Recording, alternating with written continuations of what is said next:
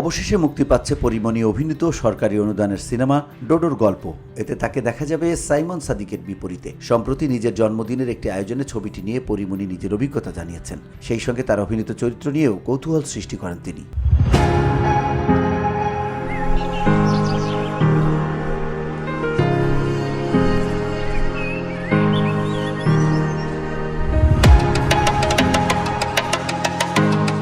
পরিমণি বলেন, ইনবক্সে ভক্তরা সবাই নিউজ পাঠাচ্ছেন যে ডোডোর গল্প রিলিজ হচ্ছে। এটা আমার জন্য খুবই এক্সাইটিং যে আপনারা সবাই এই বিষয়ে এত উচ্ছ্বসিত। ছবির প্রচারণা ভক্তদের হাত ধরে শুরু হয়েছে। এটা আমার জন্য সবচেয়ে দারুণ অনুভূতি।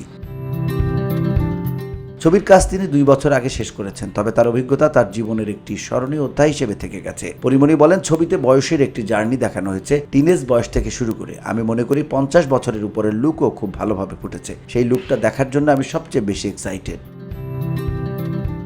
সংবাদ সম্মেলনের শেষের দিকে রহস্যময় ভঙ্গিতে পরিমণি যোগ করেন, প্লিজ আর কেউ এটা নিয়ে প্রশ্ন করবেন না, আমি অনেক কিছু বলে দেব। VOD Bangla news desk.